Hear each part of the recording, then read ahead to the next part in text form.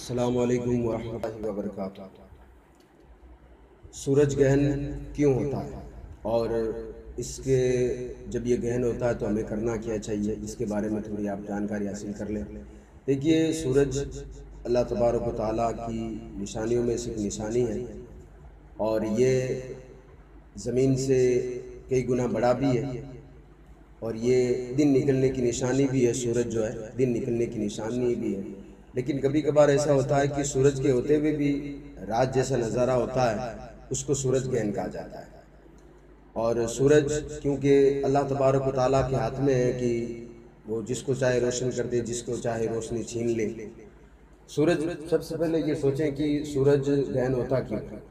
دیکھیے، اللہ تبارک و تعالیٰ کی قدرت ہے یہ، لیکن جو عرب کے لوگ تھے وہ یہ مانتے تھے، جبکہ یہ غلط ہے، لیکن عرب کے لوگ یہ مانتے تھے کہ سورج اس لیے گہن ہوتا ہے کہ یا تو اس دن کوئی برے آدمی کا جو ہے برے آدمی کی پیدائش ہوئی ہے، یا پھر کوئی اچھے آدمی کا اس دن انتقال ہوا ہے۔ اور انڈیا میں جو ہندو لوگ ہیں وہ یہ مانتے ہیں کہ چاند اور سورج پہلے دو انسان تھے۔ جب یہ انسان تھے تو انہوں نے سب سے جو مڈل کلاس لوگ ہوتے ہیں، بھنگی چمار وغیرہ، ان سے جو ہے انہوں نے جو نچلی کیٹیگری کے لوگ تھے ان سے قرض لے لیا تھا۔ قرض لے کر وہ اس دنیا سے چلے گئے، تو آج بھی ان کو یہی سزا مل رہی ہے کہ ان کو جو ہے گہن لگتا ہے۔ اور اس دن جب خاص کر سورج یا چاند جب گہن لگتا ہے تو انڈیا میں جو ہے بڑے جو اونچی کلاس کے لوگ ہیں، برہمن وغیرہ، وہ بھنگی چمار وغیرہ جو مڈل کلاس کے لوگ ہیں ان کو دان وغیرہ دیا کرتے ہیں۔ اور جو مانگنے والے بھنگی وغیرہ تھے وہ بھی یہی کہتے ہیں کہ سورج بھگوان کے نام سے یا پھر چاند بھگوان کا قرض آپ ادا کریں، جبکہ یہ غلط ہے، ایسا نہیں ہے۔ آقا کریم صلی اللہ علیہ وسلم کے صاحبزادے حضرت ابراہیم رضی اللہ تعالیٰ عنہ کا جب انتقال ہوا تو اسی دن سورج گہن بھی ہوا تھا۔ تو لوگوں کے ذہن میں یہ تھا کہ کیونکہ آپ صلی اللہ علیہ وسلم کے شہزادے کا انتقال ہوا ہے تو شاید اس لیے چاند جو ہے سورج گہن ہوا ہے۔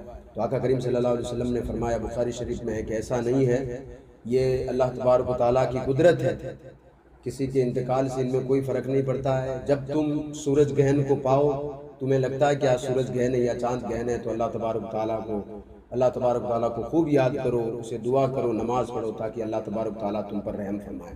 اب سورج گہن ہو تو کرنا ہمیں کیا چاہیے؟ جو سورج گہن کے وقت جو نماز پڑھی جاتی ہے وہ اس کو نماز کسوف کہا جاتا ہے، اور یہ 2 رکعت نفل نماز ہے۔ جس طرح سے باقی آپ نفل نماز پڑھتے ہیں اسی طرح سے پڑھی جاتی ہے، نہ اس میں اذان دینی ہے، نہ اقامت کہنی ہے، صرف آپ کو 2 رکعت نماز پڑھنی ہے۔ جس طرح سے 2 رکعت نماز نفل آپ پڑھتے ہیں اسی طرح سے نیت کریں، پھر رکوع کریں، اپنے من میں یعنی زور سے قرأت بھی نہیں کرنی ہے، پھر 2 سجدے کریں، پھر دوسری رکعت مکمل کر کے سلام پھیر لیں اور اللہ کی بارگاہ میں دعا کریں۔ بس یہی کرنا ہے سورج جب گہن ہو، اور باقی ساری چیزیں نکال دیں۔ اور کافی لوگوں کے ذہن میں یہ خیال رہتا ہے کہ جب سورج گہن ہوتا ہے تو حاملہ عورت کو کمرے میں بند کر دینا چاہیے، یا جانوروں کو کھونٹے سے کھول دینا چاہیے۔ یہ سب جو ہے جاہلانہ باتیں ہیں، ان سے کوئی نہیں ہوتا ہے۔ اگر ہاں آپ کو لگتا ہے کہ سورج آج گہن ہے تو اللہ کی بارگاہ میں توبہ کریں اور نماز کسوف ادا کریں آپ، اور اللہ تبارک تعالیٰ کی بارگاہ میں دعا کریں۔ اللہ ہم سب کو ایک اور نیک ہونے کی توفیق و رفیق عطا فرمائے۔ السلام علیکم ورحمۃ اللہ وبرکاتہ۔